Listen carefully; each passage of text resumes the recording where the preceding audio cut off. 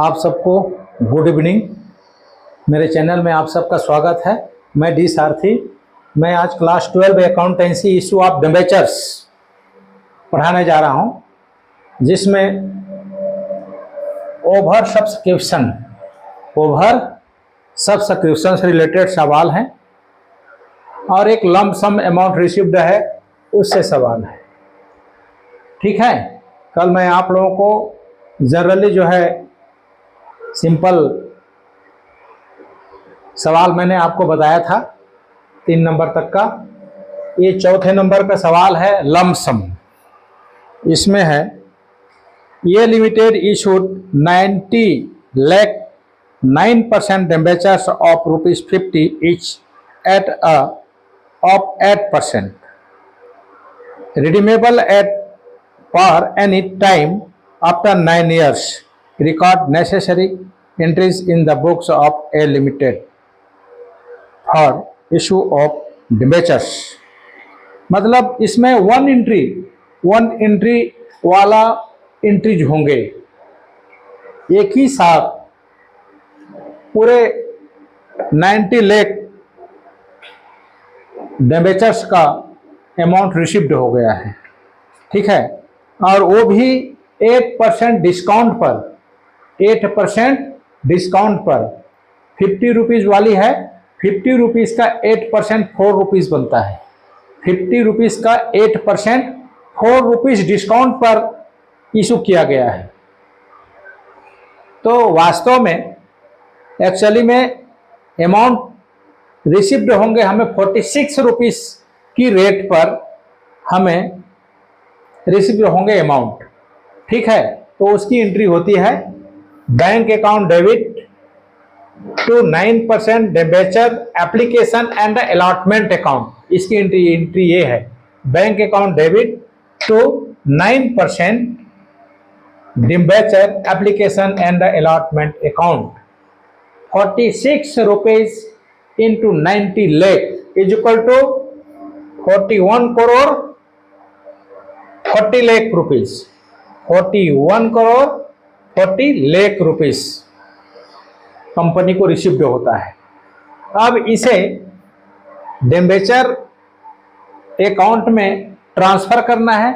उसकी second entry होती है 9% debenture application and allotment account debit discount account debit to 9% debenture account.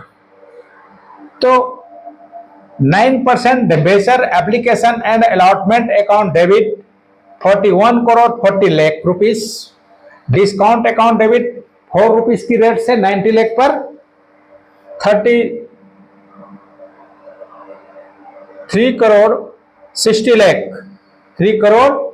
60 lakh rupees बनता है। To 9% debenture account 45 crore rupees 45 crore rupees होता है। इस तरह से इसकी वन एंट्री सिस्टम में एंट्री होता है। लंप सम रिसीव्ड हो गया, पूरे होल अमाउंट डिबेंचर के एक ही बार में आ गए। तो इनका टोटल होता है 86 करोड़ 40 लाख।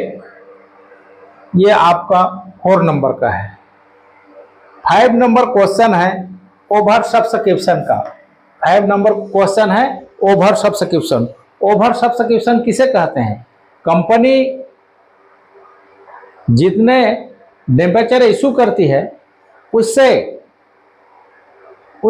अधिक डिबेंचर्स के लिए एप्लीकेशन आते हैं, तो उसे कहा जाता है ओवर सब्सक्रिप्शन। आया समझ? कंपनी जितनी डिबेंचर इशू करती है उससे अधिक डिबेंचर के लिए एप्लीकेशन आते हैं, तो जितने अधिक के लिए आते हैं वही ओवर है, ओवर सब्सक्रिप्शन बोलते हैं। उसी को क्या कहा जाता है? Over subscription. मैंने आपको शेयर में भी ओवर सब्सक्रिप्शन पढ़ाया है। सेम रूल वही है, एंट्री करने का रूल वही है। जब ओवर सब्सक्रिप्शन होता है तो जो सरप्लस से बचते हैं, कंपनी चाहे तो सरप्लस से अमाउंट को रिफंड कर सकती है। तो उसके लिए application account debit to bank account होता है। शेयर है तो share application account debit to bank account. Debenture है तो debenture application account debit to bank account. यदि चाहे तो सरप्लस से अमाउंट को रिफंड ना करके अलॉटमेंट में एडजस्ट कर सकती है, अलॉटमेंट में एडजस्ट कर सकती है। तो उसके लिए एंट्री है debenture application account debit to debenture allotment account, debenture application account debit to debenture allotment account. तो इसका अर्थ यह हुआ कि जब अलॉटमेंट में एडजस्ट करती है कंपनी तो अलॉटमेंट की जो अमाउंट रिसीव्ड होती है उसमें उतने रुपये कम आते हैं। ठीक है, ये उसी आधार पर ये सवाल आपका बना हुआ है। ये है 5 नंबर का सवाल है। ये limited issued 4009% debentures of ₹100 each on the following terms: ₹20 on application, ₹20 on allotment, ₹30 on first call, and ₹30 on final call. The public applied for 4,800 debentures. Applications for 3,600 debentures were accepted in full.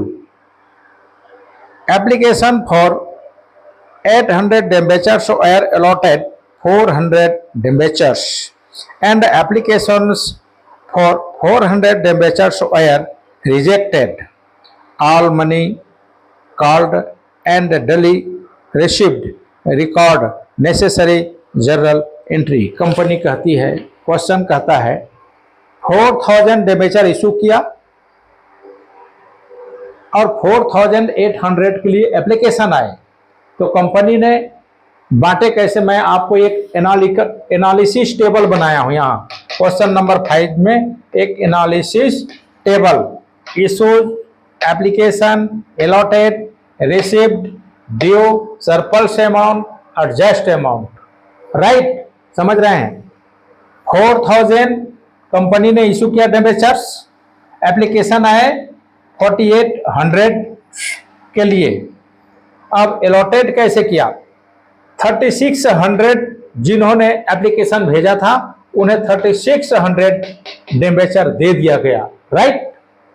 जिन्होंने 800 debenture के लिए apply किए थे उन्हें company ने allot किया कितना? 400 debentures, right? और जिन्होंने 400 के लिए अप्लाइड किया था उन्हें कुछ नहीं दिया गया, उन्हें कुछ नहीं दिया गया और इनकी एप्लीकेशन अमाउंट को रिफंड कर दिया गया। 20 रुपीज है, 20 रुपीज एप्लीकेशन में, तो 3600 के लिए 20 की रेट पर 72,000 रुपीज रिसीव्ड हुए और इन्हें 3600 अलॉट किया गया, तो 72,000 रुपीज डिबेंचर से अकाउंट में ट्रांसफर कर दिए गए। ठीक है, 800 के अप्लाइडर को, एप्लीकेंट को 400 दी गई, तो 800 into 20 is equal to 16,000 rupees इन्होंने कंपनी को पे किया था। लेकिन कंपनी ने इन्हें 400 अलॉट किया, तो 400 डिबेंचर्स का अमाउंट डिबेंचर्स अकाउंट में ट्रांसफर होगा। तो 400 इंटू 20 इज इक्वल टू 8,000, तो 16,000 पे किया था, जबकि 400 दिए तो 8,000 तो इसका डिबेंचर अकाउंट में गया। तो बैलेंस अमाउंट कितने हुए? सरप्लस अमाउंट कितने हुए? 8,000। ये 8,000 को कंपनी ने रिफंड नहीं किया बल्कि एडजस्टमेंट किया। किसमें? अलॉटमेंट में। कहां? अलॉटमेंट में। 8,000 रुपीज अलॉटमेंट में एडजस्टमेंट किया गया और 400 के एप्लीकेंटों को कुछ नहीं दिया गया और इनके पैसे आए 8,000 रुपीज। जब कुछ नहीं दिए तो डिबेंचर अकाउंट में कोई ट्रांसफर नहीं होंगे, नील हुआ और इसका सरप्लस बन गया 8,000 रुपीज और कंपनी ने 8,000 रुपीज क्या किया? रिफंड कर दिया। मैंने एक टेबल बनाया है, देखिए इसको, इस तरह से बनता है जिसमें समझने में आसान होता है।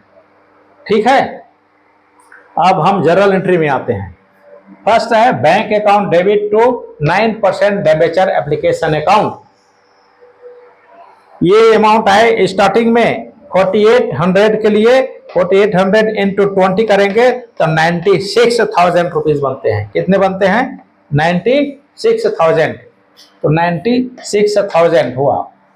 अब डिबेंचर अकाउंट में ट्रांसफर करना पड़ेगा, रिफंड करना पड़ेगा, एडजस्टमेंट करना पड़ेगा। मैंने एक ही एंट्री में, सेकेंड एंट्री में कर दिया है। 9% debenture application account debit to 9% debenture account to 9% debenture allotment account to bank account. तो डिबेंचर एप्लीकेशन अकाउंट डेबिट है 96,000 रुपीज, बट डिबेंचर अकाउंट में कितने जाएंगे? 4,000 डिबेंचर के अमाउंट ही जाएंगे। तो 4,000 into 20 is equal to 80,000 rupees जाएंगे। कितने जाएंगे? 80,000 टू 9% डिबेंचर अकाउंट 80,000 रुपीज जाएंगे, उससे ज्यादा नहीं जा सकता। फिर 8,000 रुपीज अलॉटमेंट में एडजस्ट किया गया है, उसकी एंट्री है 9% डिबेंचर अलॉटमेंट अकाउंट। ठीक है, और 8,000 रुपीज रिफंड किया गया तो टू बैंक अकाउंट 8,000 रुपीज। ठीक है, इस तरह से वो बनेगा। थर्ड है 9% debenture allotment account debit to 9% debenture account. 20 के रेट से 4,000 से इंटू होगी। 4,000 into 20 rupees is equal to 80,000 rupees. 80,000 rupees, right.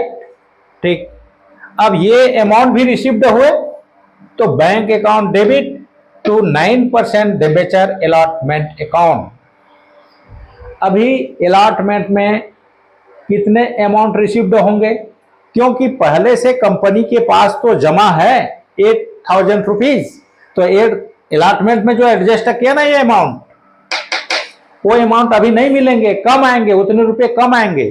तो 80,000 में माइनस हो जाएंगे 8,000, तो बैलेंस होगा कितना? 72,000 रुपीज रिसीव्ड होंगे कंपनी को। तो bank account debit 72,000 rupees to 9% debenture allotment account 72,000 rupees, right.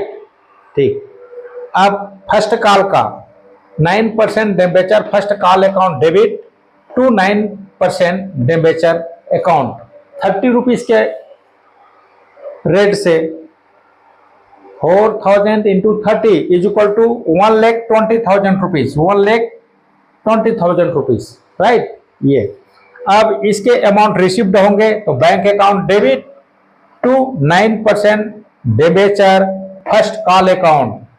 पूरे अमाउंट रिसीव्ड होंगे 1,20,000 रुपीज। 1,20,000 रुपीज। अब फाइनल कॉल भी है, इधर है final call 7 entry. 9% debenture final call account debit to 9% debenture account. ये भी 30 रुपीज का है, इसका भी अमाउंट वही होगा 1,20,000 to 1,20,000। अब इसका भी अमाउंट रिसीव्ड हुआ तो bank account debit to 9% debenture final call account 1,20,000 rupees. इस तरह से आपका ये ओवर सब्सक्रिप्शन से रिलेटेड सवाल ऐसे बनेंगे। ठीक है, तो इस तरह से ये सवाल बनते हैं। आप लोग मेरे चैनल को अधिक से अधिक सब्सक्राइब, लाइक करें, कमेंट करें, शेयर करें। तो आज के लिए इतना ही। थैंक यू, गुड नाइट, कल फिर देखते हैं।